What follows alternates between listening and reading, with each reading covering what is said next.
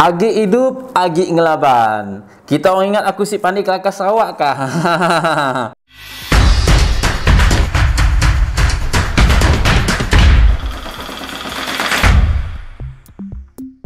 What's up guys? Semoga hari-hari korang sentiasa dirahmati dan diberkati selalu, okey?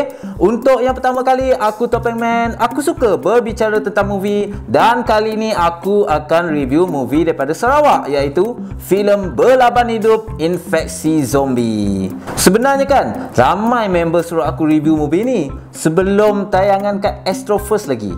Diorang dah suggest kat aku tentang movie ni. Serius, aku sebenarnya tak tahu pun kewujudan filem ini. Tapi bila dikatakan banyak menang award daripada luar negara, so aku pun layanlah juga filem ni, okey? Jom guys, kita tengok dulu apa ringkasan cerita ni kejap. Jom.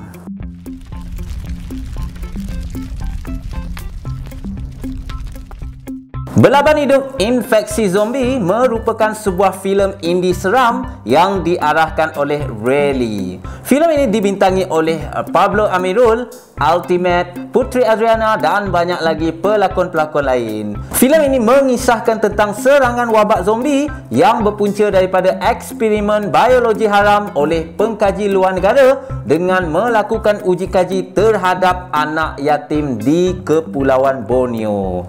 Serangan zombie tersebut turut menyerang perkampungan orang Dayak dan dalam situasi tersebutlah berlakunya perjuangan untuk bertahan hidup. Jom guys, kita tengok dulu apa yang aku personally rasa yang best dalam filem ini, okey? Jom.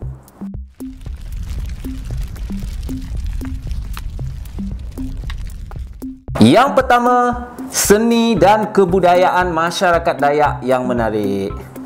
Ini rasanya filem pertama dari Bumi Kenyalang yang menampilkan seni dan kebudayaan masyarakat Dayak walaupun tidak secara keseluruhan. Aku lebih tertarik kalau diorang fokuskan pada kebudayaan dan adat resam kat sana dengan lebih detail kerana ianya jarang diketengahkan.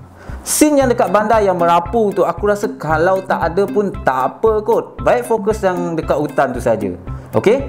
Selain itu, kostum yang diperagakan agak menarik, terutamanya kostum pahlawan-pahlawan Iban dalam filem ini semasa menentang zombie. Tapi sayang kan, mereka ni tidak dikembangkan dan hanya cukup syarat. Tapi aku tetap bagi extra mark untuk bahagian kostum. Serius guys, aku sebenarnya tertarik dengan keunikan adat resam kat sana untuk dikembangkan lebih banyak lagi dalam filem ini. Namun hampa. Mana nak dapat kostum yang menarik macam tu kat Semenanjung ni? Kalau ada aku nak belilah. Ada tak? Yang kedua, pelakon dari pelbagai bangsa dan negara. Filem ini bukan saja menampilkan pelakon baru dan lama dari Semenanjung Malaysia, Sabah dan Sarawak, malah turut menampilkan pelakon dari luar negara. Walaupun ada usaha dalam menggabungkan para pelakon tersebut, namun masih banyak perkara yang perlu dititik beratkan. Pada aku tak salah pun kalau korang ambil pelakon baru ataupun yang tak ada pengalaman. Tapi at least bagilah ilmu ataupun latihan yang cukup untuk berlakon, betul tak? Lainlah kalau pelakon tu memang dah ada bakat semula jadi. Untuk filem ni aku boleh puji lakonan daripada Pablo Amirul sebagai gadang je. Okey? Lakonan Pablo Amirul ni bukanlah perfect tapi boleh diterima. Yang lain tu ada usaha namun tidak mencukupi. Jomlah guys tengok apa pula yang aku rasa personally kurang sikit dalam filem ni. Okey, jom.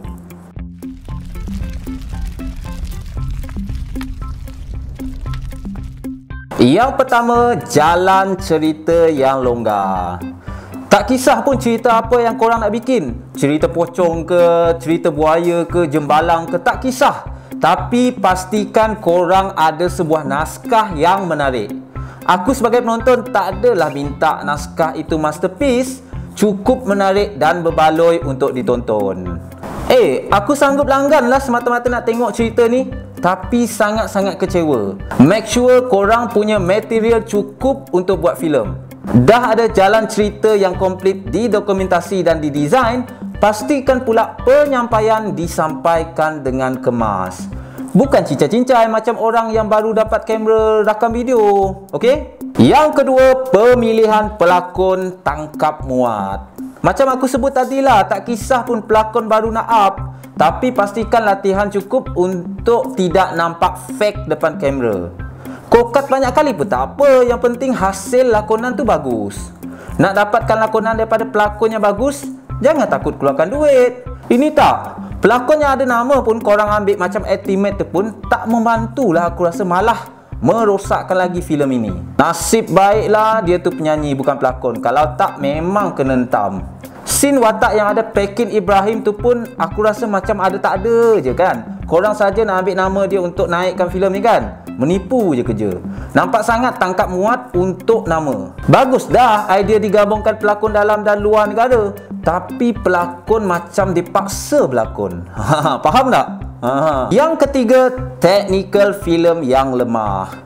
Isu teknikal memang biasa akan ada dalam sesebuah filem, tetapi dalam filem ini teknikal dia A to Z, sorry to say, tidak ditapis dengan baik. Dari segi kualiti video, angle movement, audio, color grading, make up, efek dan lain-lain tidak dititik beratkan dalam filem ini.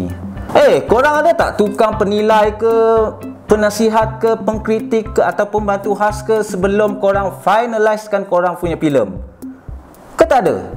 Kalau tak ada, make sure next filem nanti wujudkan apa yang aku bagi tahu, okey? Macamlah korang tengok video aku ni kan. Yang keempat, skrip campur aduk. Honestly, aku kadang-kadang tergelak jugalah dengan skrip dalam filem ini yang agak tak natural dan tak sesuai. Ada scene dialog dia tak real dan bercampur aduk. Kenapa tak guna bahasa Melayu Sarawak kat sana? Baru nampak real ada kat sana, betul tak? Lainlah kalau watak tu memang orang Semenanjung. Scene dalam hutan bapak dengan anak pun guna bahasa baku. Guna je lah bahasa Iban. Ke anak kau tu anak angkat dari Semenanjung? Kalau anak angkat pun aku rasa kalau jaga dia kecil, still boleh bercakap bahasa Iban, betul tak? Nampak sangat tak logik. Sayang sekali lah bahasa kat sana sedap tau didengar, tapi dicampur aduk. Tak salah kalau guna bahasa lain, tapi logik ikut situasi. Banyak lagi lah kelemahan dalam filem ini, tapi aku malas nak ulas dengan lebih lanjut. Jomlah guys, tengok berapa aku nak skor untuk filem ni, okey? Jom.